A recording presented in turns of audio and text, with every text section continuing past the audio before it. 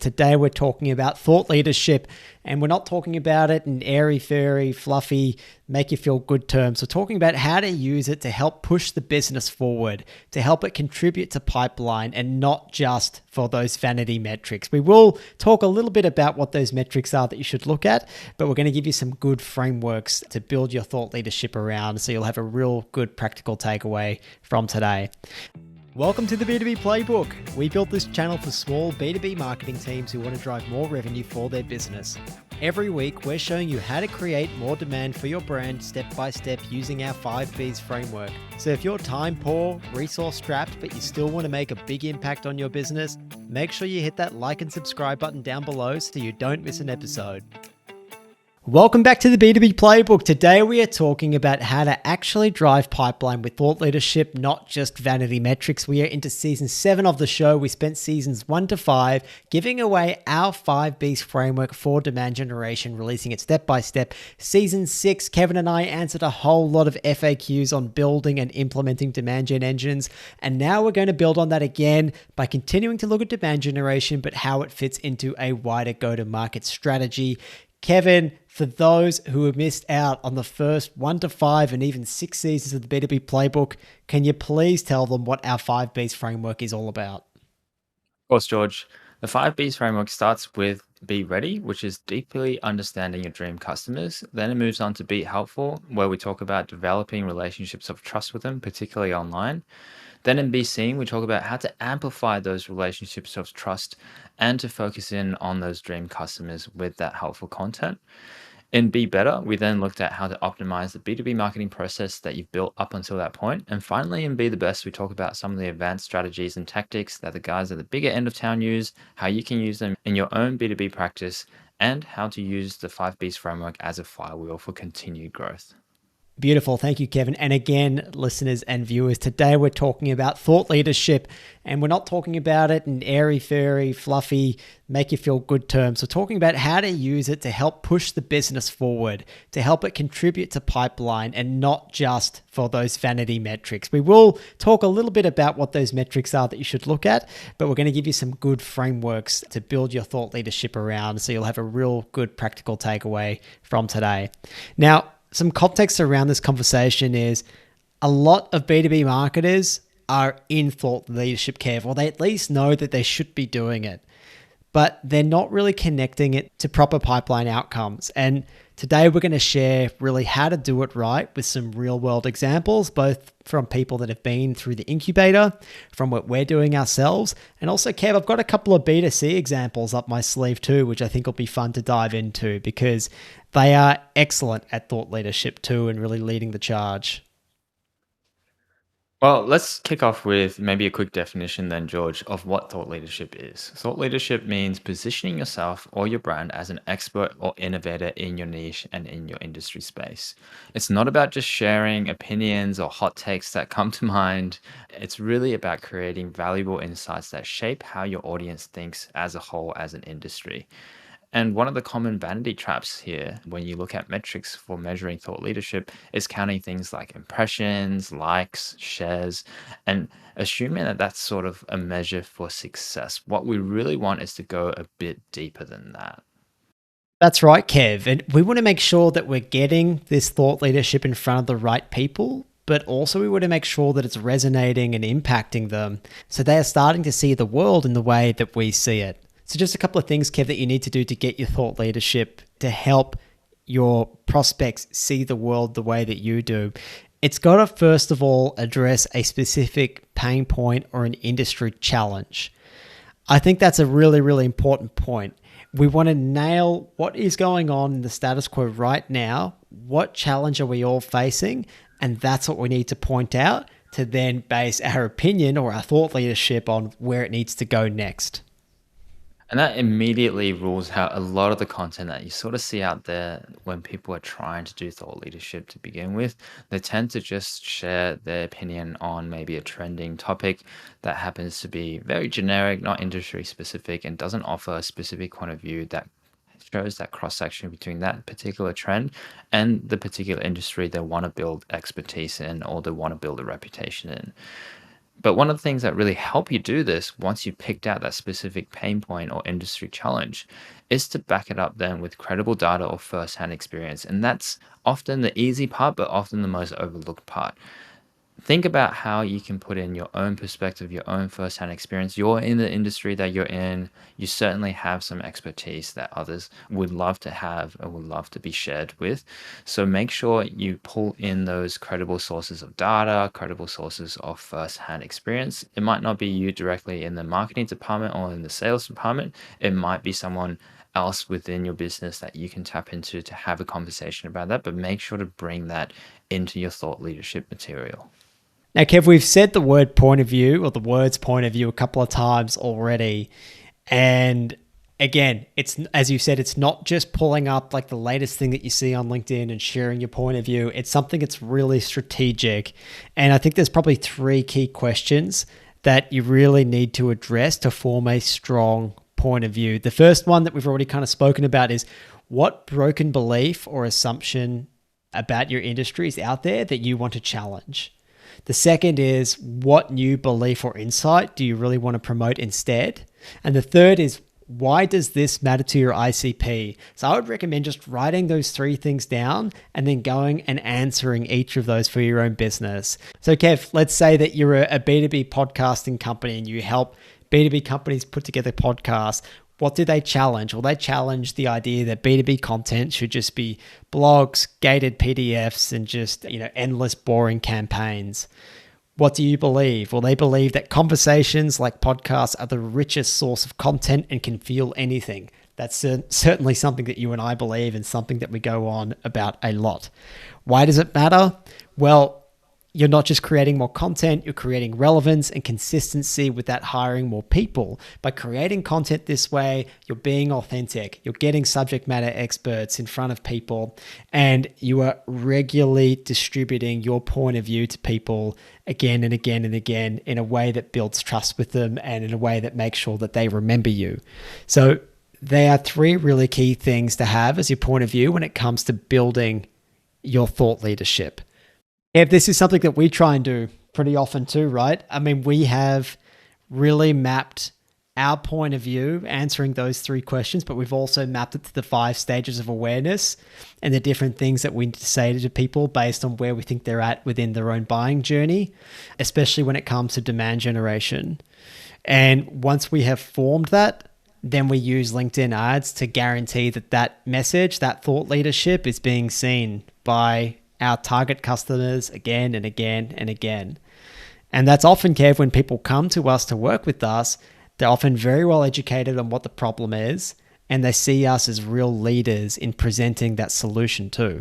So assuming that you've now nailed something that's specific to your industry, that's a particular pain point that you can deliver a particular point of view on, that's actually helpful and provides some kind of experience or data or first-hand expertise that helps people resolve that pain point, you also want to naturally show that your solution is the best fit for that particular problem without it being overly promotional. It doesn't really help your audience ultimately at the end of the day if you're just calling out a specific problem.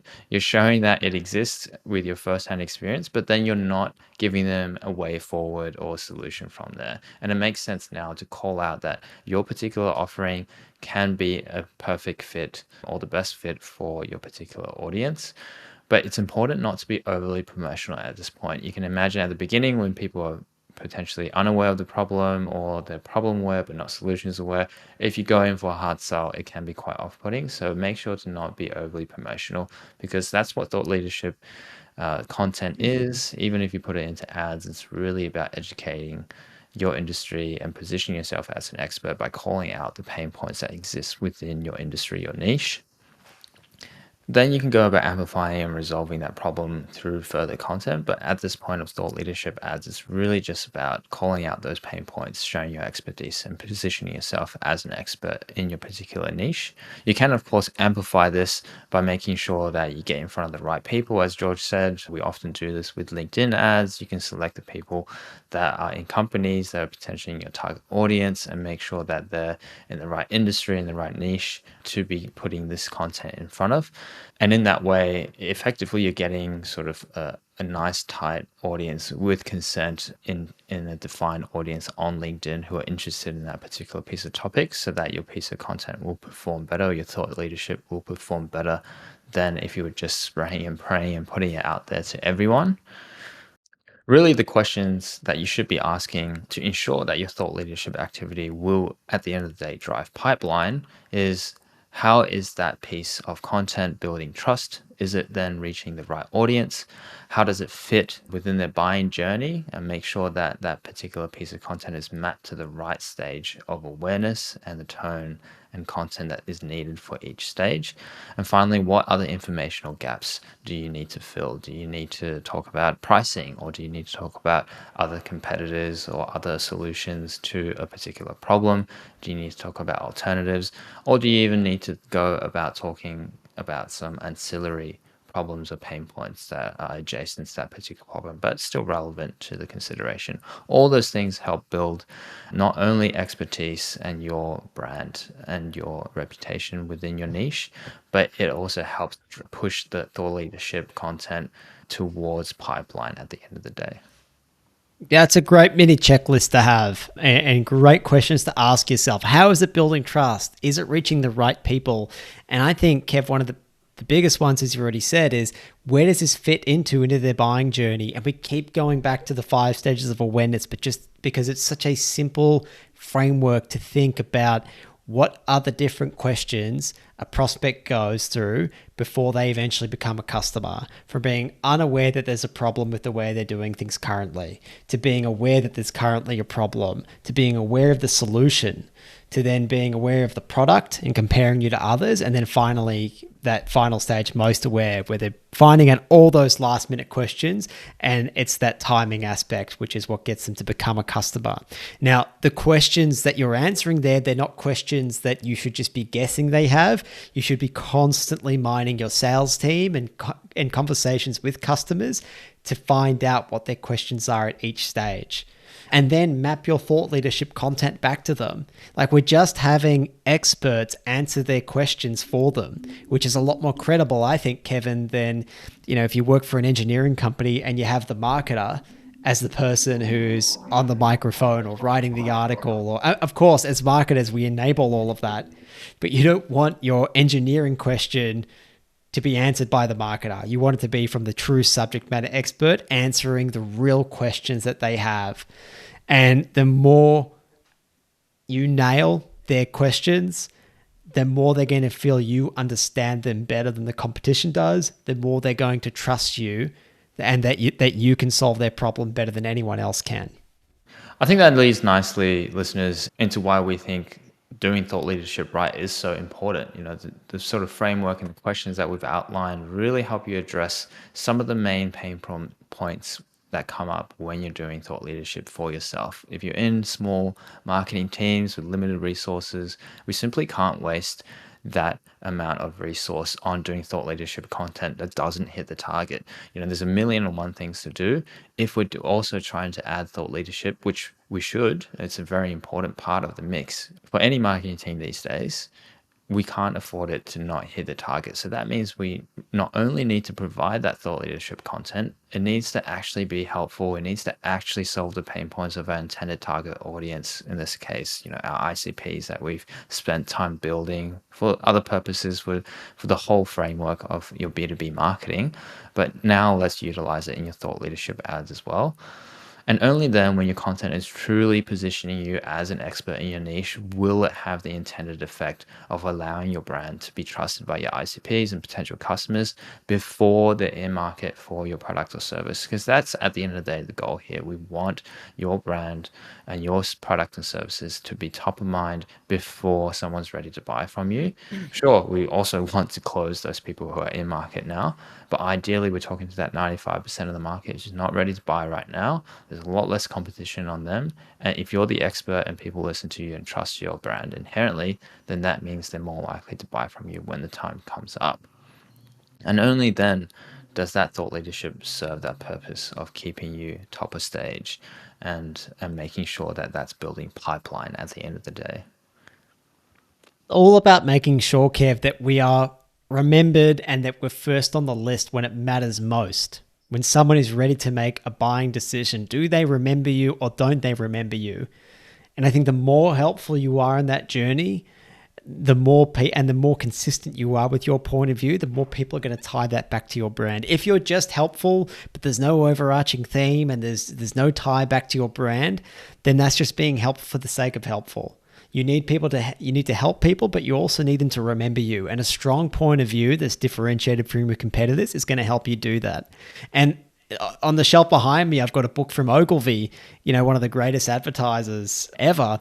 And what I loved about what Ogilvy did was he would still use opportunities for advertising to also be really helpful and to do thought leadership. So, for example, in a print ad, in a magazine or in a newspaper, he'd take out a full page, and as an ad for Omo, a laundry detergent, they would have like, here's how to get rid of these 10 types of stains, and they would go through like chocolate, red wine, pasta sauce, and they would detail how to do these things, and it's all tying back to Omo. So it actually gives you a reason to read the ad, to get something from it, and then to tie it back to Omo. And then guess what? If you spill chocolate on your shirt, you go, oh no, I gotta get some Omo, or whatever it is. It actually ties the problem to the solution back to your brand, and then you're remembered in the right moment.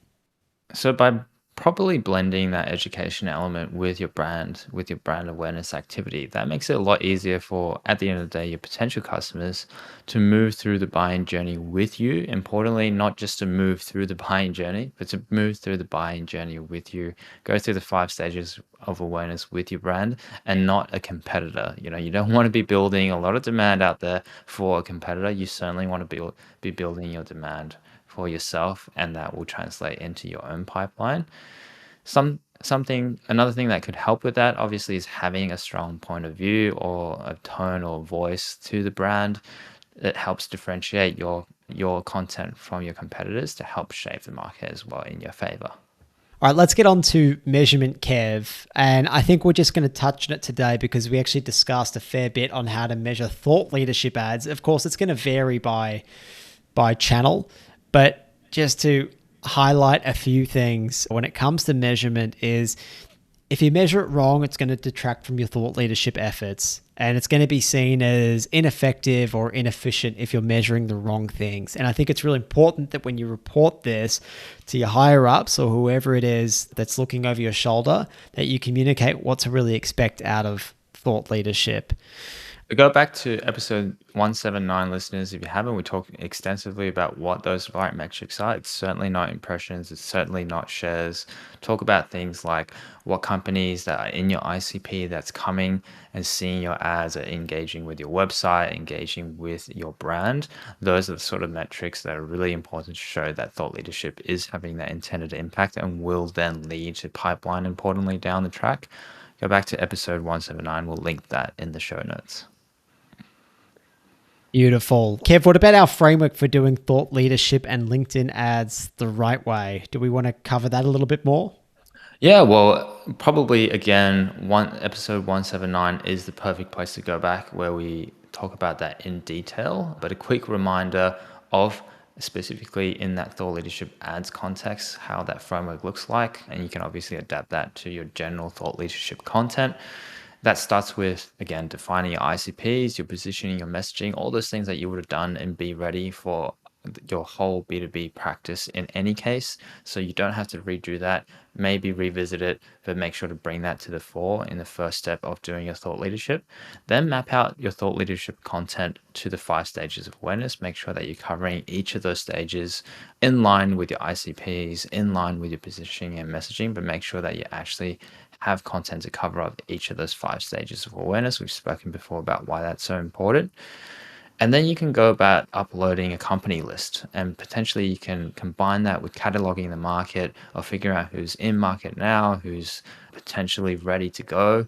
Add that to the company list, upload that to something like a LinkedIn so that you can then overlay with things like job titles. Company targeting is generally better than individual targeting there, but you can still overlay things like job titles on LinkedIn for targeting ads against.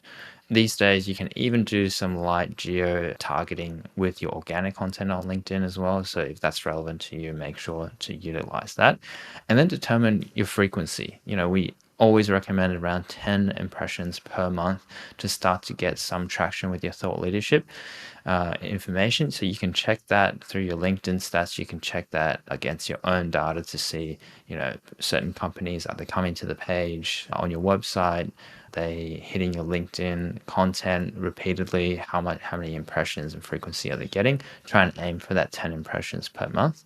And then set up your content schedule or your ads to hit that frequency in all stages of awareness. So if you're seeing a lot of engagement at the cold end with your cold layers, but not so much with your content at the later stages of awareness, maybe you want to start doing some remarketing ads on LinkedIn to surface some of that content. But in general, try and hit all the different stages and try and utilize different channels available to you to use your thought leadership content.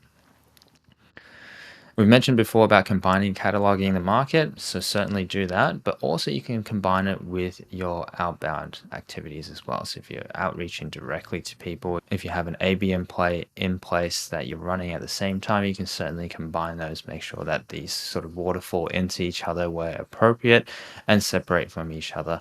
Again, looking at things like impressions and messaging conflicts to make sure that everything sort of ties in together. Wow, I thought we were just going to say, check out episode 179 and leave it there, Kev. I thought we were taking the easy way out, but we really went into it again. And look, if you do want to go deeper in any of those, please do check out episode 179 because we do go into each of those in quite a lot of detail. Maybe, Kev, we should round this out with some examples of what good thought leadership really looks like. And I actually don't want to start with ourselves because...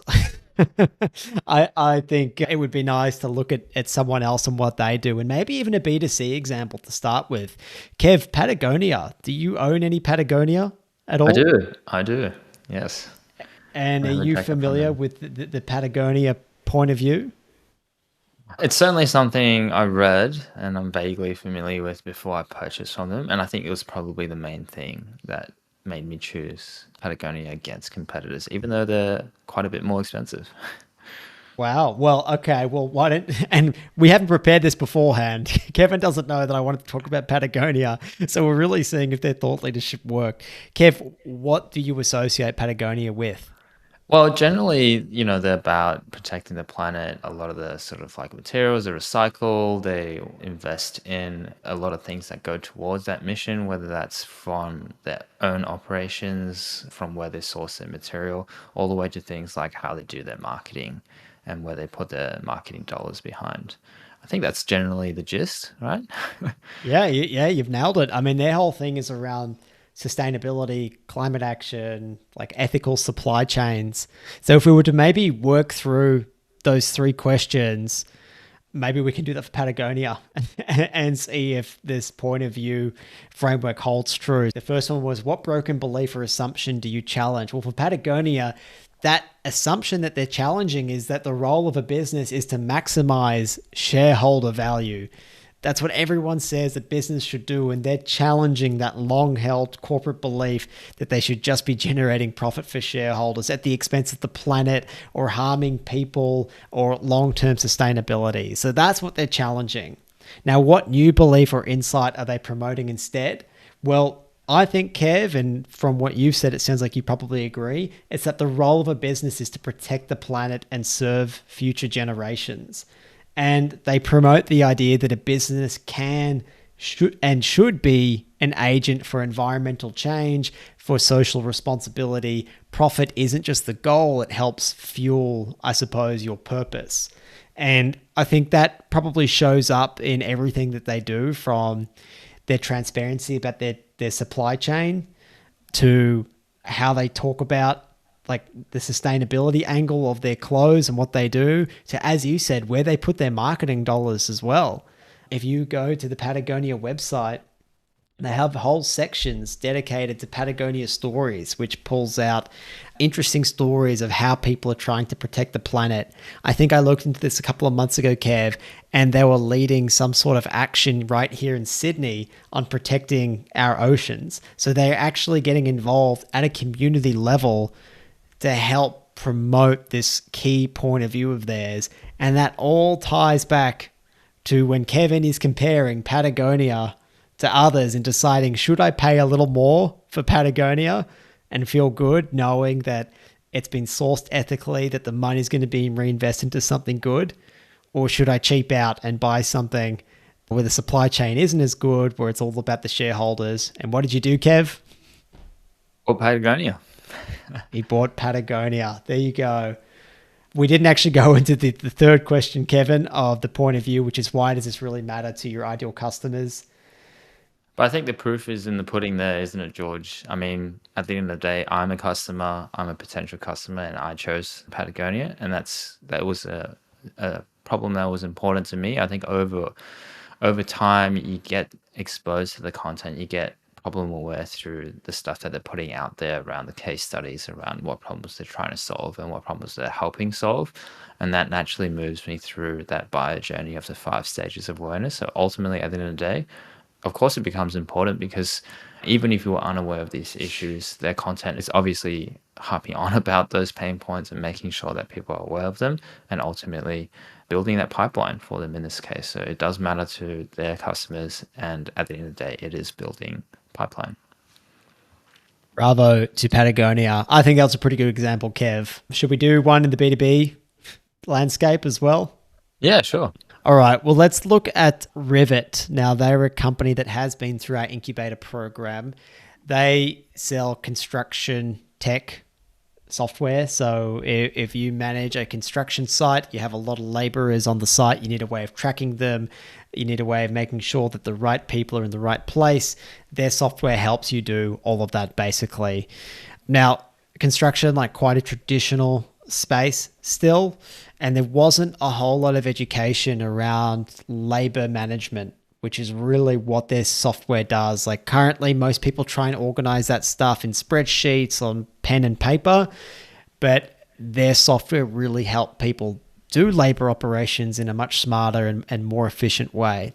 Now, rather than starting a podcast or a series of blogs around how fantastic this solution was, they actually got internal subject matter experts together, people who are experts on labor operations, and they built kind of a framework in the same way that we have our 5Bs framework, but a framework for labor operations. And these are the key things that you need to know if you're like an electrical or mechanical contractor and labor operations is very important for you. These are the things that you need to know. And they mapped out, I think, 10 episodes which walk through that framework where their internal experts were sharing this is what you need to do at each stage.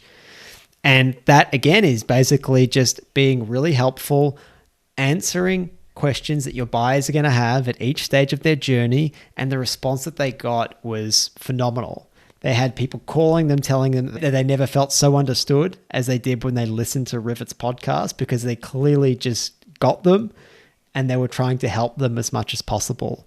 They ended up booking a lot of demos and got a lot of pipeline from it too, because their software was the natural conclusion of the topic that they're talking about, but it wasn't the focus of the conversation. So their point of view on this was framed in a way where you almost feel bad for not talking about your solution. Because how could you talk about these problems and then introduce solutions to it and then not talk about your product as the best way to address those pains? Because you'd be doing your audience a disservice by not doing that. So no, they didn't talk about the product all the time, but the whole thing was framed to lead people to the natural conclusion that Rivet was the best way for people to do this. Check it out. It's called the Construction is Hard podcast. They've done a phenomenal job with it. It's been picked up, I think, by an industry body as well, and really fuels a lot of conversations and a lot of content for them. So they've done a terrific job there. All right, listeners. Well, there's a couple of great examples of what thought leadership looks like in practice and when it's working really well. Key takeaways for this episode: thought leadership only drives pipeline if it's strategic. It should be directly linked to your dream customers' pain points, and it should actively help to solve them. Invest in high quality insights as well, not just hot takes and vanity metrics when you come to doing your own thought leadership activity. And finally, you'll know that you're on the right track when you're measuring and seeing the right engagement specifically from your ICP. Beautiful. Thank you, Kev. Okay, listeners and viewers, as always, you can find the links to everything we discussed in the show notes. We're so grateful that every week more and more marketers tune in every Monday. If we could ask one thing, it would be to please pass the show on to someone you think would get value from it. Also, check us out on YouTube. It's a huge help to us, and we'd really, really appreciate it. Thank you, Kevin. Thank you, viewers and listeners. Take care and catch you next week. Thank you, George. Thank you, listeners and viewers. Take care and catch you all next week.